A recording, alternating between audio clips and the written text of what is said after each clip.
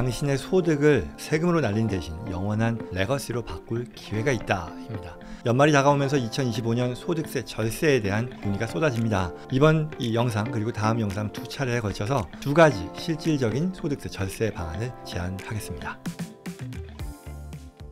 오늘은 특히 자선기관 공제, Private Foundation을 활용한 소득세 절세입니다. 자, 이제 한 달 정도 채 남지 않은 2025년입니다. 25년이 가기 전에 할 수 있는 서둘러야 하는 절세 플랜 두 가지 중 가족재단, 패밀리 파운데이션에 대한 내용입니다. 다음번에는요, 패밀리 매니지먼트 컴퍼니의 설립과 가족 고용을 통한 절세를 묶어서 하고요. 오늘은 패밀리 파운데이션입니다.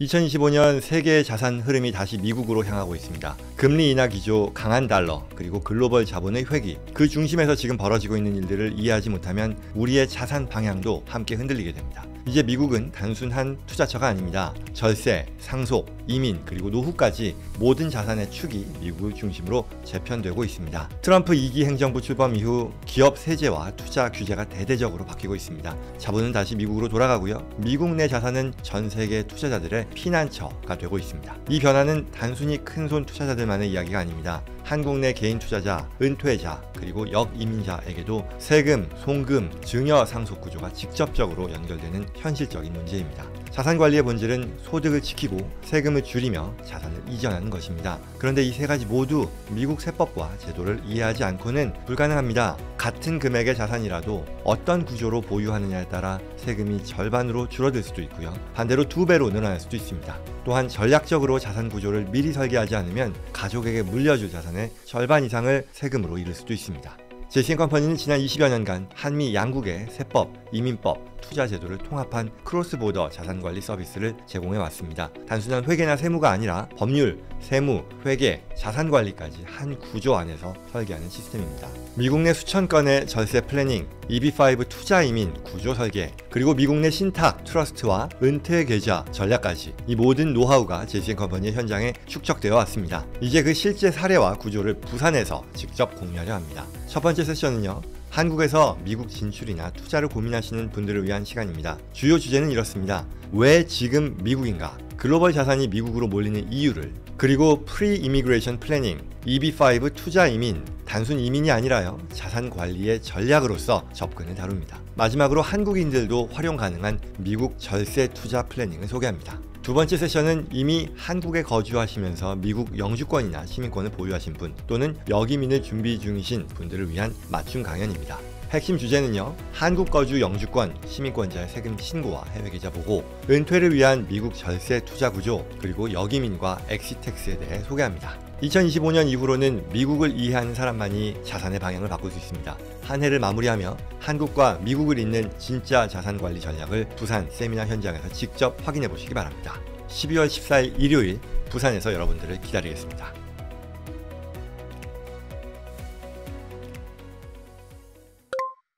자, 절세를 얘기하는 건데요. 한번 이거부터 시작해 볼게요. 소득세잖아요. 소득세의 절세. 그러면 우리 모든 개개인들이 매년 하는 신고서 1040이라는 양식이 있죠. 개인소득세 신고서인데요. 이 기본 구조를 먼저 한번 짚어보자는 거예요. 페이지 1에요. 온갖 종류의 소득이 들어오죠. 월급도 있고요. 이자 소득도 있고요. 배당 소득도 있고요. 사업 소득도 있고요. 다 들어오는 거예요. 그러면 월급만 받는 사람들은 그게 그냥 전체 소득이 되는 것이고, 사업을 하고 자영업을 하는 이런 분들이라면 그 사업에 발생한 비용들을 막 공제하고 난 뒤에 남은 사업 소득이 들어갈 거예요. 아무튼 이러한 소득들이 다 합쳐지고 나면 Adjusted Gross Income이라는 게 남게 되는 거죠. 이게 어떻게 보면 우리가 개인소득세를 계산하는 데 있어서 기본이 되는 소득이란 말이에요. 그러면 여기서요, 남는 건 뭐냐? 공제가 두 가지가 남아요. 하나가 남는 건데, 하나는 스탠다드 디덕션, 표준 공제라고 하는 거고요. 다른 하나가 아이러마이드 디덕션, 항목별 공제라는 건데, 이 둘 중에 하나를 선택하게 되는 거죠. Adjusted Gross Income에서 이 둘 중에 더 큰 걸 선택하게 된다. 항목별 공제가 표준 공제보다 더 크면 이걸 당연히 활용하게 될 것이죠. 결국 이 말은요, 소득세 절세라고 하는 것은요, 항목별 공제를 늘리는 노력으로 귀결된다라고 얘기해도 뭐 얼추 맞는 말이겠죠. 자, 그러면 이제 가보죠. 항목별 공제, 아이템마이즈 디덕션이 뭐냐라는 거예요.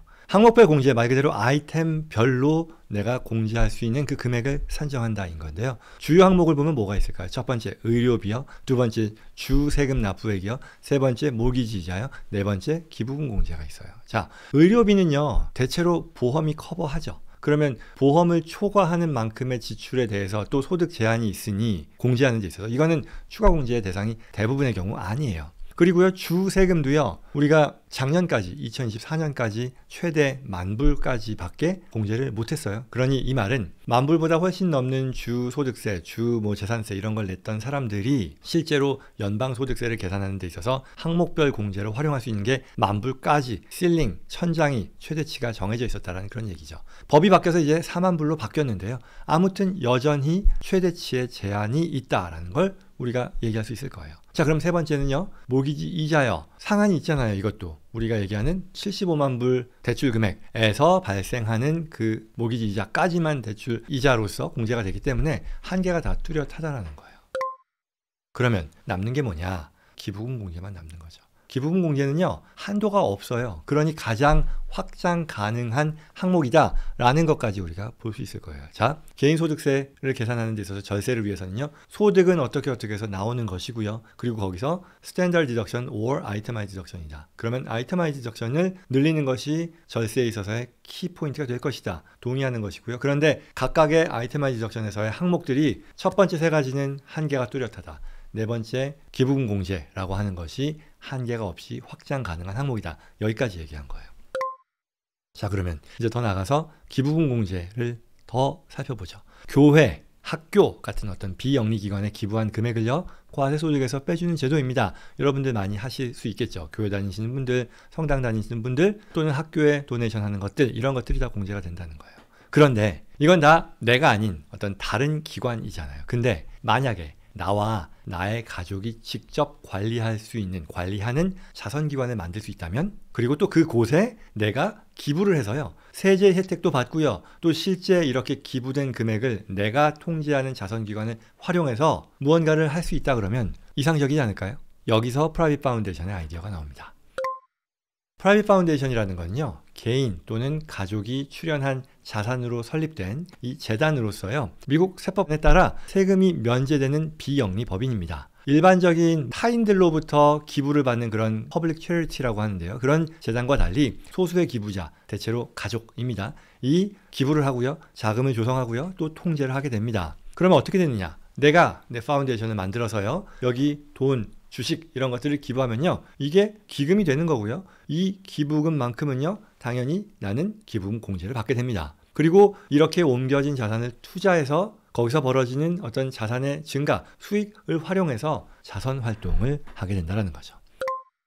여기서 이 프라이빗 파운데이션은요 가족이 이사회를 대체로 구성해요. 그러다 보니 자산 운용이라던가 기부 방향을 가족의 결정으로 우리가 할 수 있는 거고요.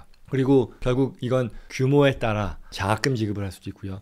연구비에 활용할 수도 있고요. 비영리 단체에 대한 지원을 할 수도 있겠고요. 뭐 여러 가지 다양한 공익 사업을 수행할 수 있게 됩니다. 저 같은 경우는요. 실제로 이제는 제가 많이 하는 어떤 세미나, 지역 커뮤니티에 대한 교육 봉사 활동의 목적으로 쓰고 있고요. 또 장학재단을 만들어서 활용하는 그런 고려도 하고 있습니다. 자, 그럼 이제 좀 더 구체적으로 한번 들어가 볼게요. 가족재단이 얼마나 큰 혜택을 가져줄 수 있는지에 대한 더 하나하나 들어가 보는 거예요. 세제 혜택이요. 막강하거든요. 아까 잠깐 말씀드렸지만 첫째, 재단을 세워서요. 내가 현금을 넣을 때 달러 투 달러로요. 다 공제가 됩니다. 그리고 뭐 굳이 말하자면 한 해의 과세소득의 뭐 30%까지 제약이 있다고 하지만 내 소득의 30%를 기부한다는 게 사실 쉬운 얘기도 아닐 뿐더러 그리고 초과하는 분이 있다 해도요. 이게 5년 동안 미래에 사용될 수 있으니 실질적으로는 제약이 아니겠죠. 그리고요. 일단 기부금 공제 받았죠. 소득세. 그리고 상속세와 증여세 절감도 큽니다. 재단에 이전된 자산은요. 나중에 다음 세대로 계속해서 이런 운영 권한을 넘길 수 있는데 이러한 자산임에도 불구하고 상속세도 피할 수 있게 됩니다. 증여세가 없는 건 말할 것도 없고요. 자, 그리고요. 옮겨진 자산을 투자해서 벌어들이는 이런 소득들, 자본이득세들도요. 다 면제됩니다. 아마도 뭐 한 1%, 2% 정도 되는 소비세라는 컨셉이 있는데요. 이게 일반 소득세에 비할 바는 아니겠죠. 따라서 이렇게 보면요. 우리가 얘기하는 기부금 공제, 그리고 옮겨진 자산의 투자 수익이 다 비과세, 그리고 이후에 상속에 있어서도, 증여 상속에 있어서도 비과세, 이런 혜택이 있는 거죠. 그렇다면 예컨대 어떤 고소득자가 있어요. 아주 뭐 극단적으로 50% 세율을 적용받는 사람이라고 할게요. 그렇게 보면 번 돈의 절반을 내가 전혀 손 쓸 수 없는, 내가 그 활용에 있어서 영향력을 발휘할 수 없는 세금으로 정부에 내는 것과 비교해서 100%를 내가 통제하면서 좋은 일에 그게 뭐가 될 건 간에 쓸 수 있다라고 하면 그게 훨씬 더 나은 거 아니냐라는 거죠. 그 다음으로요, 이런 게 있어요. 프라이빗 파운데이션, 개인 자선기관, 패밀리 파운데이션에 있어서 세상에서 가장 유명한 재단은 빌 게이츠 파운데이션이라고 하는데요. 이런 거예요. 정확하게는 이게 뭐 빌 앤 멜린다 게이츠 재단이었었죠. 이게 지금 현재 조성된 자금의 규모가 한 750억 달러 정도에 달한다고 하는데요. 부부가 대부분 다 출연을 했고요. 주로 마이크로소프트 주식을 기부해서요. 어떻게 됐냐? 당연히 도네이션 디덕션 받았을 것이고요. 자본이득세, 팔았을 때 자본이득세도 면제받았을 거죠. 그러면 이게 이렇게 해서 절감한 세금, 바꿔 말하면 정부가 거두지 못한 그 세금만 해도요, 한국 돈으로 20조 원이 넘었다라고 합니다. 재단은요, 결국 운영비에 있어서 뭐 5% 미니멈 디스트리뷰션 룰이라는 게 있는데요. 이건 재단의 자산을 매년 5%씩은 공익 목적으로 지출해야 된다라는 건데요. 이것만 하면 나머지는 또 재투자할 수 있거든요. 결국 이렇게 보면 제 질문은 이거예요. 빌 게이츠 재단은 빌 게이츠 거일까요? 아닐까요? 저는 빌 게이츠 거라고 생각하거든요. 그가 돈이 없어서 이게 필요한 건 아니잖아요. 결국 공익 실현이라고 하는 그가 중요하게 생각하는 가치, 그리고 더 나아가서요, 영향력이라는 것, 그게 결국은 내가 할 수 있는, 또는 내 가족이 계속해서 할 수 있는 레거시인 거잖아요. 그 영향력이라는 거를 동시에 달성할 수 있는 거잖아요. 그러니 빌 게이츠 재산이다 라고 봐도 과언이 아니겠죠. 그런데요, 이게 빌 게이츠와 같은 어떤 유명인 소수의 어떤 그런 사람들만의 전유물이냐? 전혀 그렇지 않다라는 거죠. 이게 먼 나라 얘기가 아니라는 거예요. 내가 고소득자라면요, 실생활에서 충분히 이걸 활용할 수 있다는 거죠. 예를 들어서요, 연소득이 100만 불인 사람이요, 30만 불을 재단을 만들어서 여기에 도네이션, 컨트리뷰트를 하면요, 즉시 30만 불까지에 대해서 세금, 소득세, 소득 공제가 되는 거죠. 그리고 이러한 자산을 옮겨진 뒤에 가족이 재단을 운영하면서 가치 있는 그런 일들을 사용하는데 같이 운영을 할 것이고요. 그리고 또한 이런 운영에 있어서 경영에 있어서의 경험까지도 쌓을 수 있는 그런 기회가 제공되겠죠. 앞서 얘기했던 IRS 규정 준수 5% 의무 지출이라던가 이런 것들 하면 되는 거예요. 그러면 또 별도로 여기서 불어나는 자산 투자 수익도 비과세, 그렇죠? 그리고 이러한 영향력은 대를 이어서 계속 갈 수 있다. 텍스 프리로, 증여상속세 없이라는 그런 얘기죠. 결국 이러한 가족재단이라는 것은요, 절세를 넘어서 레거시의 어떤 승계, 대를 이은 그런 레거시의 이전이다라는 면에서 더 큰 영향력을 주게 될 겁니다. 재단 자산이요, 계속해서 말씀드리지만 세금 없이 성장하고요, 세대 간에 계속해서 이어져서 어떤 가족의 이름으로 사회공헌을 지속할 수 있다는 거죠. 결국 세금으로 사라질 돈을 유산으로 전환하는 거다.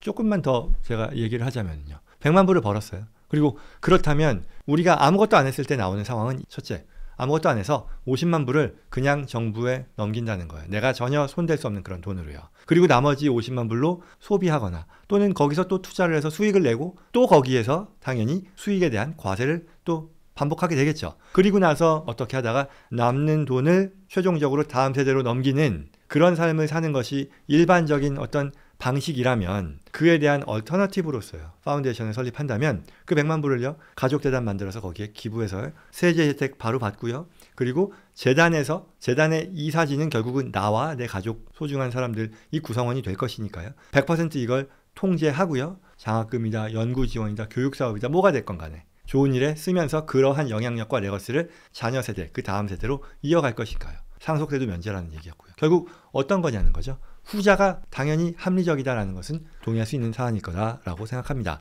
게다가 이 재단 자산이 비과세로 불어나니 그 규모가 비교가 안 될 거잖아요. A와 B를 비교한다라고 하면요. 예를 들어서요, 이런 것도 있을 거예요. 건물을 생각해 보죠. 재단 소유라고 하면요, 당연히 공익 목적으로 사용하고요, 그렇게 활용하면서 세제 혜택을 받게 되겠죠. 그리고 가족이 이사회로서 실질적인 통제권을 행사하니까요, 여전히 내 것 같은 그런 활용을 할 수 있을 거다라는 거죠. 결국 그 말은 재단이 돈을 잃는 게 아니라 더 큰 가치로 전환하는 전략이라는 거죠. 더 현실감 있게 한번 얘기를 해볼까요? 재단을 통해 내가 부동산을 소유했다고 쳐요. 그리고 내가 개인이 소유한 거라고 쳐요. 그러면 이게 다를까요? 제가 그런 두 가지 상황이 있다고 하면요, 재단이 가지고 뭔가 활용하고 있는 그런 건물도요, 내 거라고 생각할 것 같아요. 그렇죠? 내 가족이 또는 내 소중한 사람들이 계속해서 그걸 이어가는 것, 굉장히 큰 의미가 있겠죠? 내 재산일 거다라고 생각한다는 뜻이에요. 여러분들은 어떨까요? 여러분들은 어떻게 생각하시겠어요? 이렇게 볼 수도 있을 거예요. 저도 이제 세법을 전문으로 하는 이제 고객들을 대상으로 절세에 대한 것들을 컨설팅을 해주는 입장에 있지만 돌아서면 저도 똑같은 고민을 합니다. 당연히 그렇겠죠. 저도 경제활동을 하고 돈을 버니 어떻게 하면 절세할 수 있을까에 대한 고민을 한단 말이죠. 그런데요, 저는 진심으로 이 프라이빗 파운데이션이 가장 파워풀한, 가장 강력한 도구 중에 손꼽히는 하나라고 생각합니다. 앞서 얘기한 것처럼 하나의 디폴트 시나리오라고 한다면 돈 벌어서 열심히 벌어서요, 세금 내고 또 남은 거를 또 불리면서 또 세금 내고 지출하고 반복하면서 남는 것을 또 다음 세대로 이어가는 아주 일반적인 그런 삶의 과정이 있을 것이고, 물론 당연히 이런 자산도 있을 겁니다. 당연하죠. 그런데 그 중에 일부를 다른 방식으로 활용한다면, 예컨대 프라이빗 파운데이션을 옮겨서요, 도네이션 디덕션 받고요, 계속 반복입니다만 비과세 성장시키고요, 좋은 일, 저는 사실 좋은 일, 공익 목적의 활동에 당연히 관심이 많으니 그 역시도 충분히 의미 있을 텐데요, 의미 있는 일이라고 생각하는데요, 더 나아가서 이러한 활동들을 가족 그리고 다음 세대 레거시로 이어갈 수 있다라고 한다면 이것 역시도 나의 유산이고, 결국은 이 두 가지를 놓고 봤을 때 후자가 명백히 더 우월하다라고 생각합니다.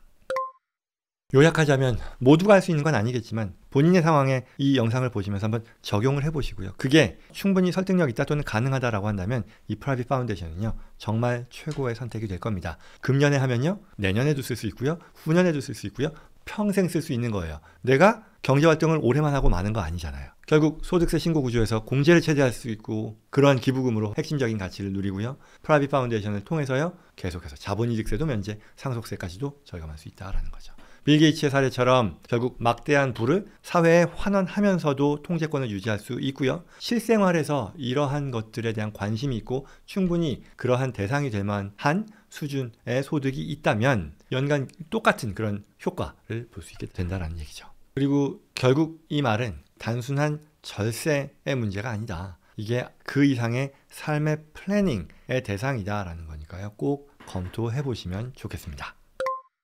자, 오늘 내용 프라이빗 파운데이션의 가치에 대한 내용이었습니다. 이거 금년에 설립할 수 있습니다. 이게 물론 자선기관을 설립한다라는 것이 최종적인 이 연방정부, 주정부에서의 자선기관, 면세기관으로서의 어프로벌까지 받으려면 금년에 남은 기간 동안에 안 되는데요, 이걸 지금 만들어서 신청을 하면요, 그리고 내년 언젠가에 이게 어프로벌을 받으면 그건 레트로액티브하게 이 소급 적용을 받기 때문에 금년도에 어떤 도네이션 디덕션이나 그런 쪽에 관심이 있는 분들은요 아직 늦진 않았으니까요 고민해 보시면 좋겠습니다.